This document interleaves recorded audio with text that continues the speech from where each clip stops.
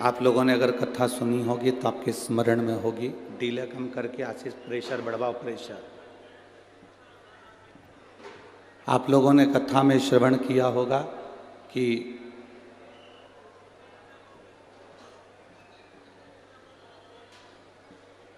अपनी जिंदगी में फायदे के लोग कम ढूंढना। ददरुआ धाम में जो कथा चल रही थी भिंड में, उसमें कहा था अपनी जिंदगी में फायदे के लोग कम ढूंढो। शिव पुराण कहती है अपनी जिंदगी में कायदे के लोग ज्यादा ढूंढो जो तुम्हारे जीवन को सार्थक कर सके।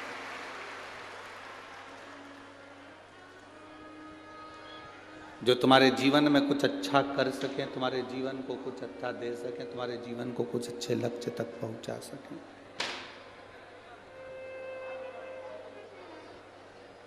आप सब लाखों की संख्या में यहाँ पर शिव महापुराण की कथा सुनने के लिए जलगांव की पवित्र भूमि पर पहुंचे हो।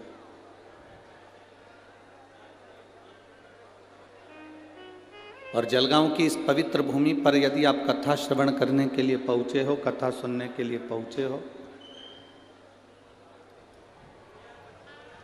तो बड़े जटाधारी महादेव से प्रार्थना करना, भगवान शिव से विनती करना, भगवान शंकर से प्रार्थना करना कि जिस कथा को आप श्रवण करने के लिए पहुंचे हो, देवादिदेव महादेव आपकी झोली खुशियों से भरकर यहाँ से भेजे और आप भगवान की भक्ति पाकर जाएं।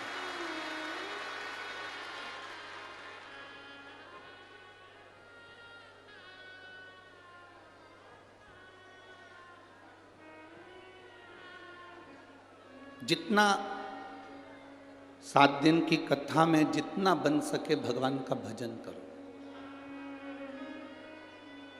पंडाल में जहां कहीं भी बैठो श्री शिवाय नमस्तुभ्यम जपते रहो, भगवान का नाम जाप करते रहो,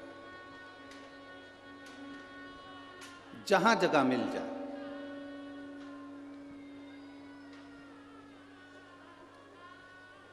हम जानते हैं धूप भी लग रही होगी बाहर पंडाल में बैठने की, तो कोई जगह यहाँ पूरे ग्राउंड में दिख नहीं रही है, पर आप लोग जहाँ बैठे हो वहाँ बैठकर भगवान की कथा को सुन रहे हो। भगवान की कथा को सुनकर उसको अपने दिल में उतारने का प्रयास करना, भगवान की विरल भक्ति को अपने हृदय में उतारने का प्रयास करना। जहाँ बैठो वहाँ बैठकर। अब कई लोग कहते हैं गुरुजी हमें आगे बैठने की जगह नहीं मिलती, कोई कहता है हमें वहाँ बैठने की जगह नहीं मिलती। हम एक बात आप लोगों से कहना चाहते हैं, 10,000 रुपये महीना कमाने वाला व्यक्ति और 10 लाख रुपए महीना कमाने वाला व्यक्ति, दोनों में चैन की नींद कौन सोता है? आप बताओ जरा।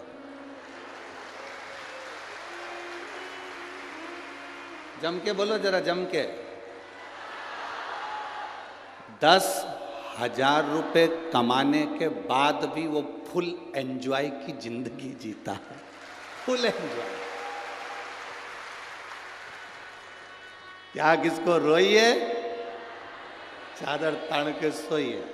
और 10 लाख रुपए महीना कमाने वाला बीपी और शुगर की गोली खाकर, नींद की गोली खाकर फिर सोता है कि नींद आ जाए।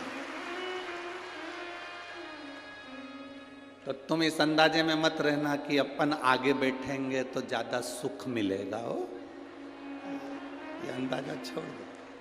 तुम जहां बैठे हो ना उसके बराबर कहीं सुख नहीं है। जहां बैठे हो कम से कम इतनी जगह तो तुम्हारे पास में होगी कि तुम पाँव लंबा कर लो 2-4 बार, कमर वमर सीधी कर लो, इतना तो तुम्हारे पास में होगा।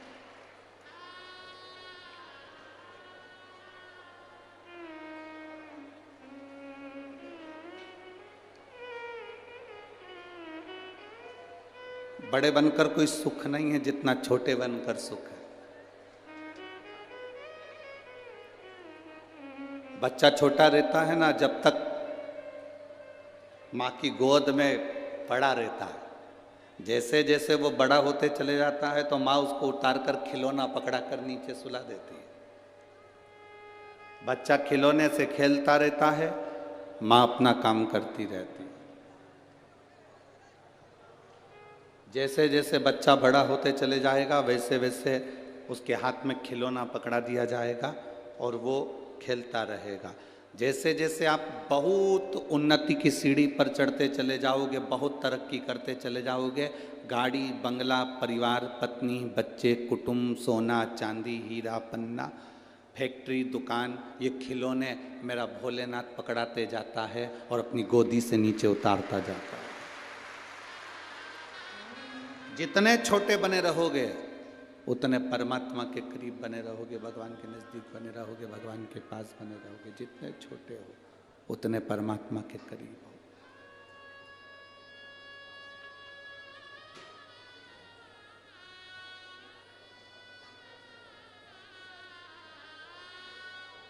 जितने छोटे। आज कोई बता रहा था गुरुजी पंडाल में कथा सुनने के लिए बाहर के लोग कम आए हैं, जलगांव के लोग ज़्यादा हैं। तो हमने कहा जलगांव वाले तो रोज अपने घर चले जाएंगे। नहीं गुरुजी, वो तो बोरिया बिस्तर लेकर आए।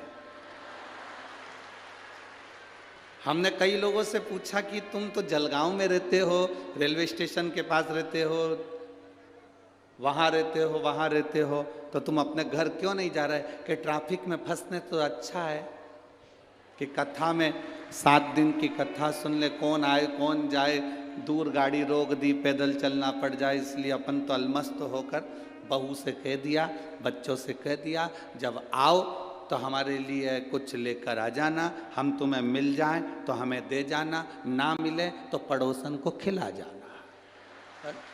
आ जाना हो, मौका मिला है जलगांव वासियों को। एक बार चौधरी परिवार के लिए जोरदार ताली बजाओ जिन्होंने ये मौका आपको दिया। ये मौका मिला है आपको। कहीं भगवान की कृपा, देवाधिदेव महादेव की करुणा हो गई तो ये कथा जलगांव में हो गई। ये प्रभु कृपा।